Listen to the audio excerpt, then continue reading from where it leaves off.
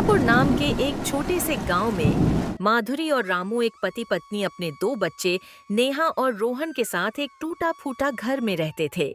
रामू मुखिया के खेत में किसान का काम करता था और माधुरी दूसरे गांव में सुनार के घर में काम वाली का काम करती थी।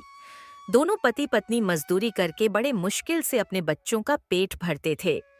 यूं तो हमेशा हल्का फूल्का बारिश होती थी जिससे किसान अपने खेतों में आसानी से काम करते थे, लेकिन इस साल बारिश बहुत ज्यादा बरस गया था, जिसके कारण पूरे गांव में बांध का कहर मच गया था, जिस कारण किसानों का फसल बहुत ज्यादा नुकसान हो गया था। इस वजह से दुर्गापुर के लोग बहुत ज्यादा परेशान हो गए थे।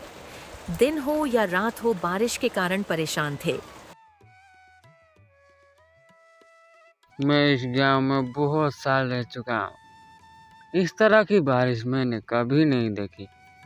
हाँ, जिस वजह से काम करना बहुत मुश्किल हो गया है और घर से निकलने तक ही बारिश के कारण पूरा शरीर गीला हो जाता है। इतनी भारी बरसात में बाहर निकलने का मन नहीं हो रहा है। ना जाने हमारा क्या होगा इस टूटे हुए घर में।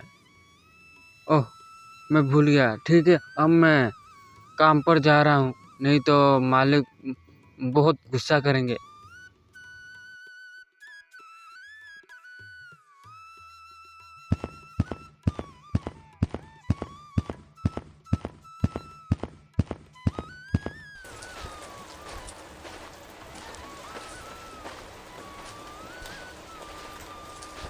रामू काम के लिए मुखिया के खेत में जाता है।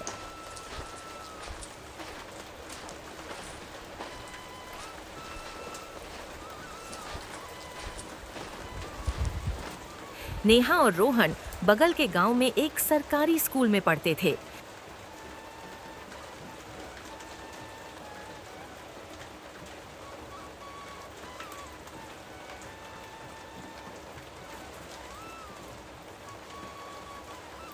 माधुरी अपने दोनों बच्चों को स्कूल छोड़कर काम पर चली जाती है।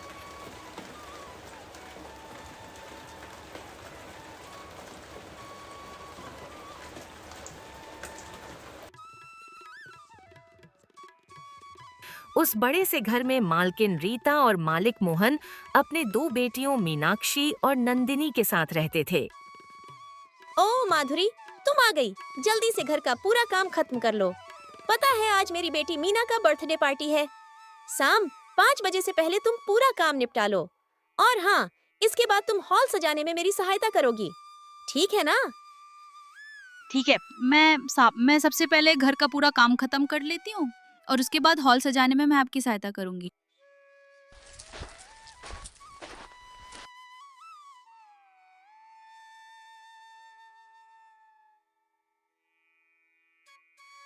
इसके बाद माधुरी हॉल को सजाने में रीता की मदद करती है। रीता और माधुरी घर को बहुत खूबसूरत तरीके से सजाते हैं।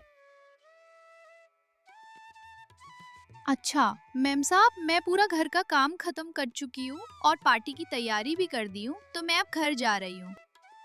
हाँ हाँ ठीक है, लेकिन तुमको पता है ना कि आज मेरी बेटी नंदिनी का बर्थडे पार्टी है, तो तुम शाम 8 बजे अपने बच्चों को साथ लेकर आ जाना। और हाँ, मुझे तुमसे सहायता भी चाहिए। हाँ मैम साहब, मैं शाम के समय बच्चों को लेकर सही टाइम पे आ जाऊंगी। माधुरी इतना कहकर अपने घर चली जाती है।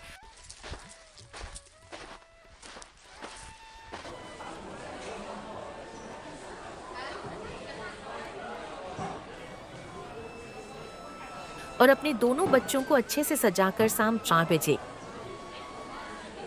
8 बजे बर्थडे पार्टी में आ जाती है। पार्टी बड़ा ही मॉडलिस्ट होती है और माधुरी के बच्चे इतना देखकर हैरान रह जाते हैं और कहते हैं, अरे वाह रोहन, देखो ये घर जैसे महल लग रहा है और बाहर कितना बारिश हो रहा है और इनके घर में बारिश का पता भी नहीं चल रहा है।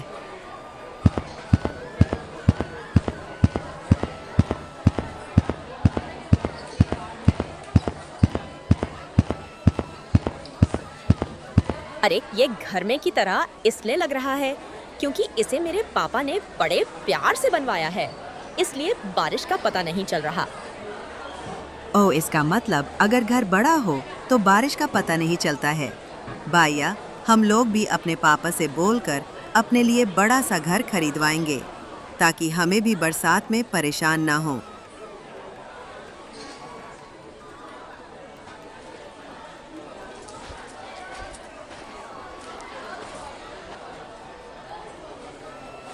चलो चलो बच्चों, इधर आओ, अब केक काटने का टाइम हो गया है।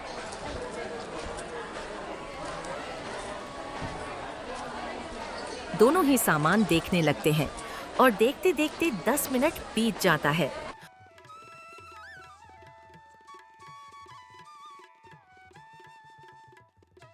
और सामान देखते देखते वह नंदिनी का अलमारी खोल कर देखने लगते हैं। इतने ही देर में नंदिनी की बहन सीधा कमरे में आ जाती है। वह नेहा और रोहन को नंदिनी की अलमारी के सामने देखकर जोर से चिल्लाने लगती है। तुम दोनों मेरे कमरे में क्या कर रहे हो? जल्दी से बताओ। माँ, माँ, आप इधर जल्दी से आइए, देखिए ये दोनों हमारे रूम में क्या कर रहे हैं।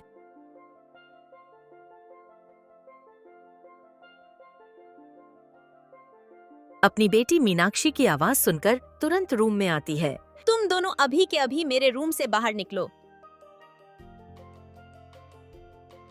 नेहा और रोहन रीता को देखकर डर जाते हैं और माधुरी भी रीता की आवाज सुनकर नंदिनी के रूम में आती है। क्या हुआ मैम साहब? आपकी जोर से चिल्लाने की आवाज नीचे तक आ रही है। क्या हुआ ये पूछ। क्या नहीं हुआ? तेरे इस दोनों बच्चों ने अपने गंदी पैरों और गंदी कपड़ों से मेरा पूरा रूम गंदा कर दिया। तेरे बच्चों ने बड़ा घर देखा? नहीं चल दिए। सैर करने ऐसी भी कोई बात होती है? मैंने तो तेरे बच्चों को इसीलिए बुलाया था कि तेरे बच्चों ने इतना शानदार पार्टी अपने जीवन में कभी नहीं देखी होगी। लेकिन तेरे बच्चे अपना औकात भूल गए। ये हमारा घर है, कोई अनाथालय नहीं कि कोई भी भिखारी हमारे रूम में आ जाएगा और आकर हमारे कीमती सामानों को छुएगा। तो सुन, अभी के अभी अपने बच्चों को लेकर निकल जा मेरे घर से। और हाँ, एक बात और, कल से तू काम पर नहीं आएगी। मैंने तुझे काम से निकाल दिया। नहीं नहीं मैम सब, आप ऐसा ना करें। आप एक बार हमारी बात सुन लें। बच्चे तो अभी बहुत छोटे हैं, आप इन्हें माफ कर दीजिए। मैं आपसे वादा करती हूँ कि आगे से ऐसा गलती नहीं होगी। ये मेरी लास्ट गलती समझ के मुझे माफ कर दीजिए। मैम सब, मुझे काम से मत निकालिए। मैम सब, मेरे बच्चे इसी काम के सहारे जीते हैं। भगवान के लिए मैम सब, मुझे काम से मत निकालिए। यह तेरी परेशानी है, मेरी नहीं समझी तू। और एक बात कान खोलकर सुन ले, अब तू यहाँ पर काम नहीं कर सकती है क्योंकि मैंने तुम्हें काम से निकाल दिया। और सुन, अपने इन दोनों बच्चों को लेकर यहाँ से चली जा। रीता, माधुरी और उसके दोनों बच्चों को घर से बाहर निकाल देती है और आगे से काम पर आने से साफ साफ मना कर देती है। ओह, अब ये क्या हो गया? घर में एक भी राशन नहीं है। मैं खाना बनाने के लिए राशन कहाँ से लाऊं? मेरे पास तो अब एक भी रुपया नहीं है। जो राजू जी जुटाकर पैसे रखे थे वो भी खत्म हो गया। मेरा क्या है, मैं तो बिना खाए ही सो जाऊंगी। मगर मेरे बच्चे बिना खाए कैसे सो पाएंगे? और बिना खाना खाए उनको नींद कैसे आएगी?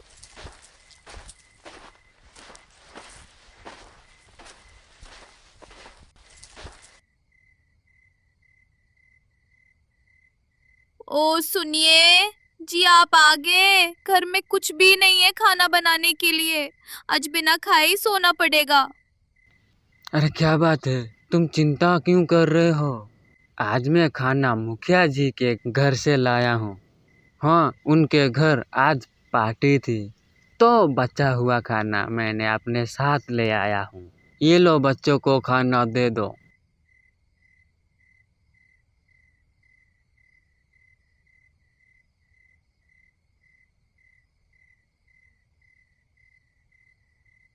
ऐसे ही उस रात सभी खाना खाकर सो जाते हैं।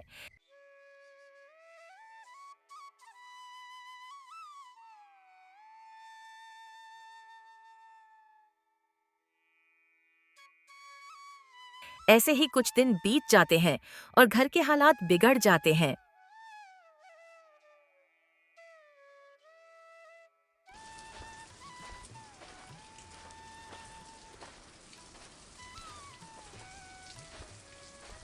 एक सुबह माधुरी अपने मैम साहब के घर जाती है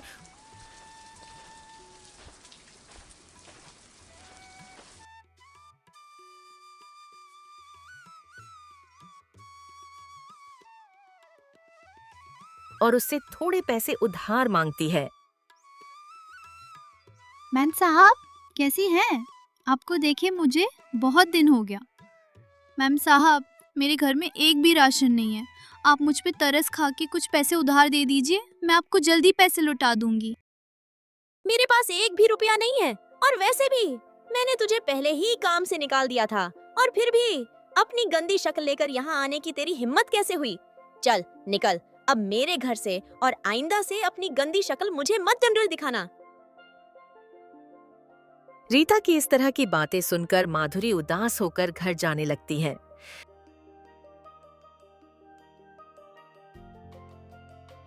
तभी उससे रास्ते में एक दीवार पर कुछ लिखा हुआ दिखाई देता है। उस दीवार पर लिखा हुआ देखकर माधुरी दीक्षित वहीं रुक जाती है।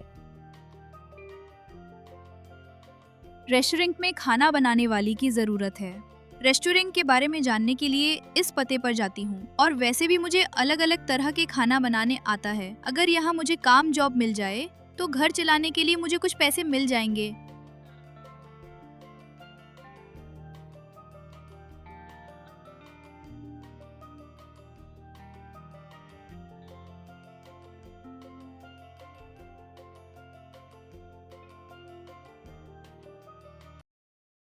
ऐसा सोचकर माधुरी उस रेस्टोरेंट में चली जाती है।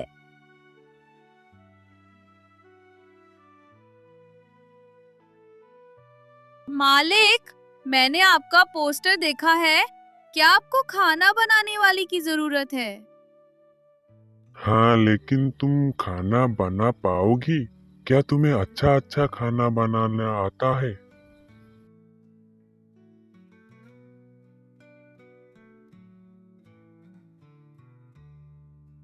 ऐसे ही माधुरी रेस्टोरेंट में खाना बनाने लग जाती है।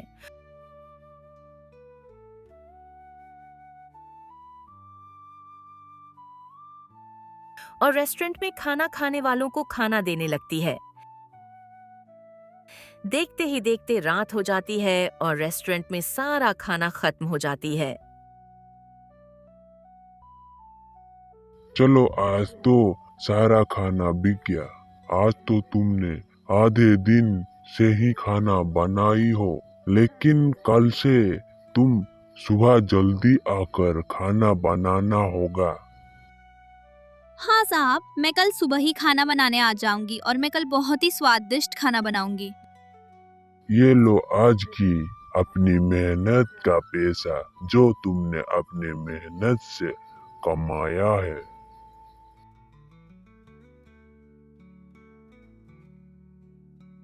500 रुपए लेकर माधुरी सबसे पहले गोदाम पर जाती है।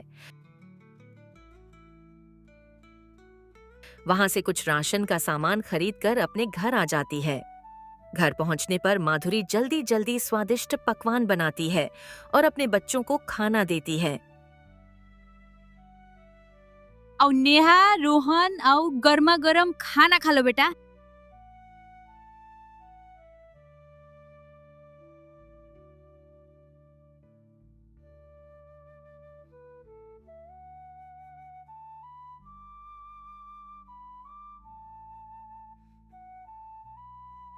इतने में रामू भी काम खत्म करके घर आ जाता है और माधुरी राजू को अपने नए जॉब के बारे में बताती है, जिसे सुनकर उसका पति खुश हो जाता है। इस तरह सभी खाना खाकर चैन की नींद सो जाते हैं।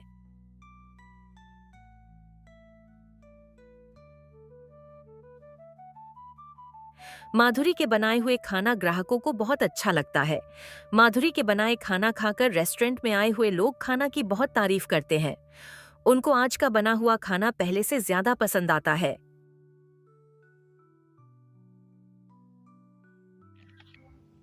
सुरेश भाई, तुम्हारा आज के खाने का कोई जवाब नहीं है।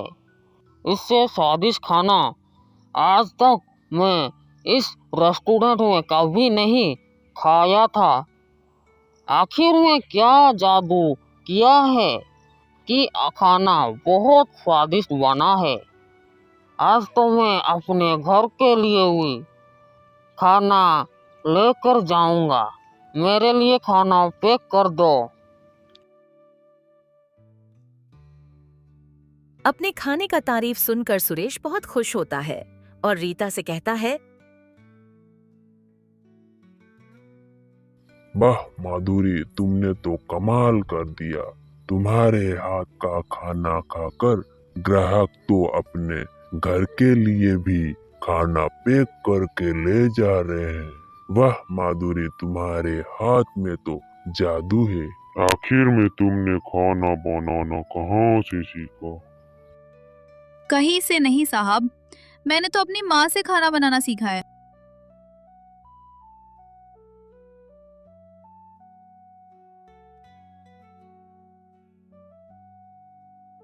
ऐसे ही सुरेश का पूरा खाना आज बहुत जल्दी ही खत्म हो जाता है।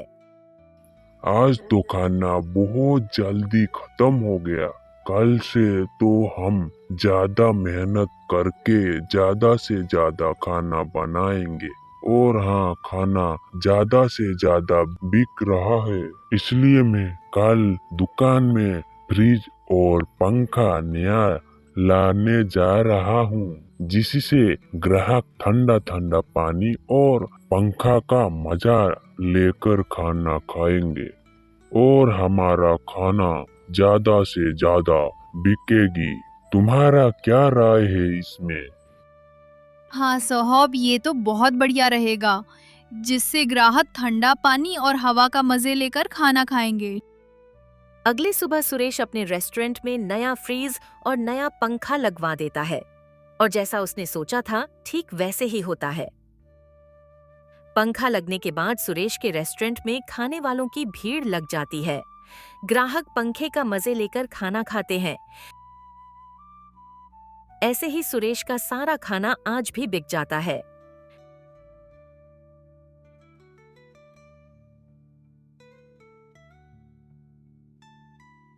शाम जब माधुरी काम से वापस घर आती है तो अपने बच्चों को आपस में बात करते हुए सुनती है।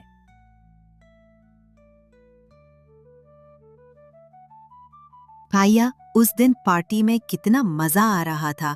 कहाँ उस दिन हम बड़े से महल में थे और कहाँ आज हम इस टूटे फूटे घर में बैठे हुए हैं।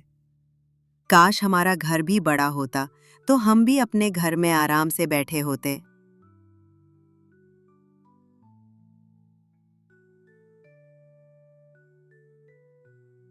इतने में माधुरी घर के अंदर चली आती है।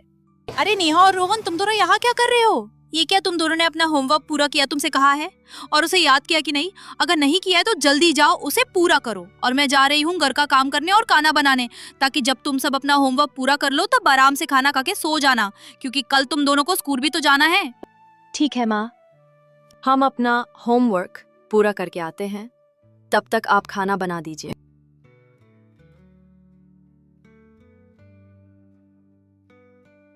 ऐसे ही कुछ दिन बीत जाते हैं और माधुरी के घर का हालात ठीक होने लगता है।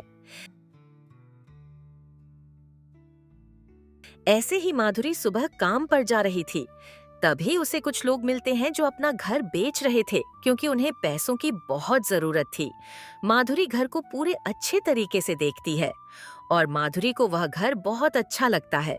वह उस मकान मालिक से बोलती है, भैया, इस मकान का क्या दाम है? जी बहन जी, केवल और केवल 50,000 इस घर का कीमत है। और ये कुछ ज्यादा नहीं है क्या? बहन जी, ये तो बहुत ही कम है, क्योंकि अभी घर बनाया कुछ समय ही हुआ है। अगर कोई और घर देखोगी तो 2 लाख तक मिलेगी। अच्छा ठीक है, पर आपका घर ज्यादा दिन तक टिकेगा ना? और सब कुछ सही है ना? आगे चल के कोई परेशानी ना होगी? हाँ बहन जी, ये ज्यादा दिन का नहीं है और ये घर बहुत लंबे तक टिकेगी। इसमें आप सभी को कोई परेशानी नहीं होगी। ठीक है भाई साहब, लेकिन आप साफ साफ बताइए कितना लेंगे? मैं इसके 40,000 दूंगी। अगर आपको अपना घर बेचना है तो मुझे अपना घर 40,000 में दे दीजिए। ठीक है बहन जी, ये लीजिए घर का कागजात। अब ये घर आपका हुआ। अब आप सभी लोग यहाँ आकर शिफ्ट हो जाइए।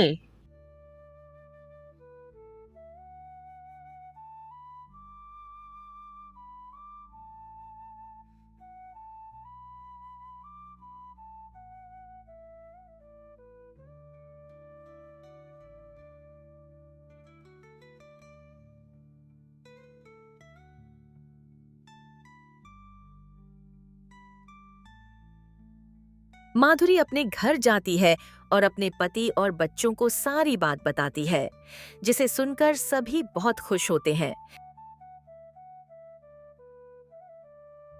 वाह भैया, अब हम अपने नए घर में चलते हैं, जहाँ बारिश का पता नहीं चलेगा। जैसे लग रहा है कि हम जन्नत में जा रहे हैं।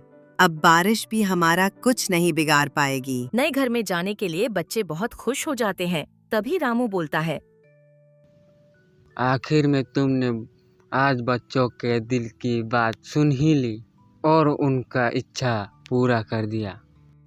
कैसे ना करती वाला, बच्चे तो मेरे कलेजे का टुकड़ा है। इनकी खुशी के लिए मैं सब कुछ कर सकती हूँ।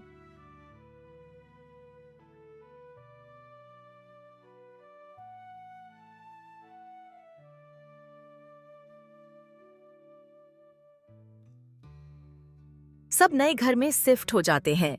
नए घर में आकर बच्चे बहुत खुश हो जाते हैं और माधुरी की कमाई भी अच्छी खासी होने लगती है।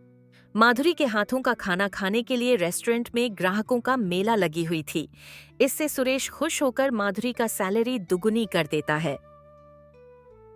कुछ दिन बाद राजू भी मुखिया के खेत में मजदूरी छोड़कर माधुरी के साथ खाना बनाने लगता है। दोनों पति पत्नी को सुरेश अच्छी खासी वेतन देता था, जिससे उनका घर का खर्चा अच्छे से चलने लगा और बच्चे गर्मी सर्दी या बरसात में अपने नए घर में काफी अच्छे से रहते हैं। और ओ